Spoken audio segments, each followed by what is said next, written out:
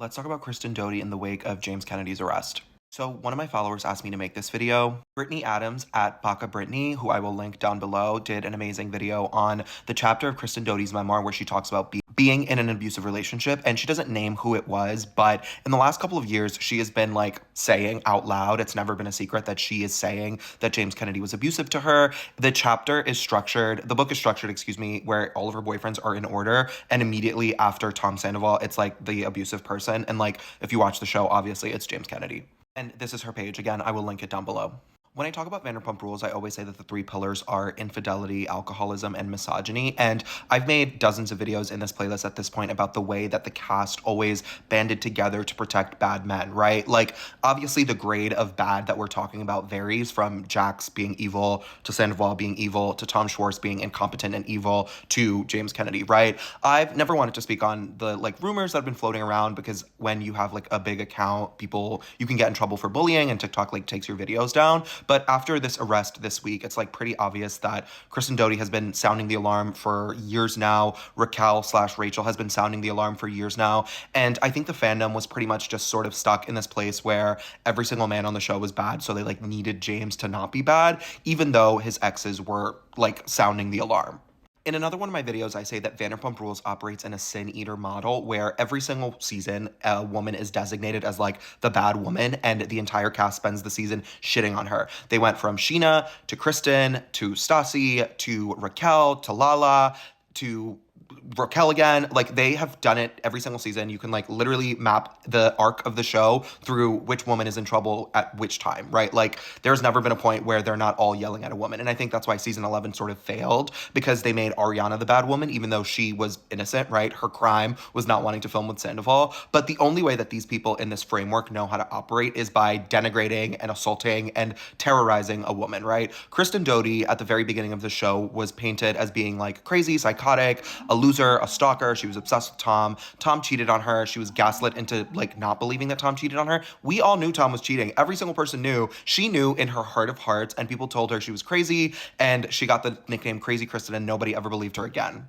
Unfortunately, this led to a situation where when she was dating James Kennedy and we saw him terrorizing her on camera, spitting on her door, slut-shaming her, it was seen as these like, oh, iconic moments of James. And like, there's so many compilations on YouTube of him just like yelling at her, and people are like, he's a king, Kristen is crazy. And it's like, when you watch these shows, they are microcosms of society, right? When you are living in a deeply misogynistic society, the show is unfortunately tainted by the environment which it comes from, right? And these people are all deeply misogynistic. They're deeply like, they love slut shaming. They love cursing each other out. They love cheating on each other. It's like all of the bad things. They are all of those things, right? The Bravo fandom has proven itself incapable of nuance time and time again, right? They can never hold two opinions in their head at once. It could never be, Kristen is probably like a little bit unwell, but she's probably right, right? Because Kristen was crazy, no one ever believed her. So when she was telling us everything that James did to her and the stuff that we saw on the show, people were just like, well, that's Kristen, she deserved it. And it's like, no. Raquel, unfortunately, after her affair with Sandoval, and then she started talking about all the stuff with James, people were like, oh, she slept with Sandoval, why would we ever listen to her? And it's like, she's still right. Just because she slept with Sandoval doesn't mean she's not telling the truth. Your mileage may vary on Doute, and like I've said in other videos, I have personally forgiven her for her actions with Faith. You do not have to. I'm not saying that everyone has to. Like, I see her as a deeply flawed person that really wants love, and like that is deeply relatable to me. And obviously you can like feel whatever you want about her, but at the end of the day, she was right about James. I think the real conversation is, what did production know? What did Bravo know? I was talking to a friend about this, and I was like, the company was protecting him because he was an asset, right? Doute was off the show. She wasn't making them any money. They brought her back to the Valley like this year, right? But for like 7 or 5 years or whatever, she was just like a non-entity on Bravo. And so James was a employee of Bravo, or like a freelance or whatever, but like he worked for the company, right? And I just don't believe in my heart of hearts that like no one knew, right? If we really want to go there, what did Lisa know, right? Because Lisa's like a family friend, and she's protected him over and over and over and over again, right? This isn't even about Doute at this point. This is about a sort of corporate cover-up to protect a like unstable asset. And it's like, we get it. He was very funny. He was very charismatic. He was very charming. He was like good looking to certain people. But like, at the end of the day, if he was doing this in private to 2 girlfriends in a row, and now to Ali, all of his partners that we've known him for 10 years, and he's done this to all of his partners, it's like not out of the stretch of the imagination that when he was drinking, he was like doing stuff behind the scenes. and that they were sort of protecting him to make sure that he could keep showing up to work whenever they were filming.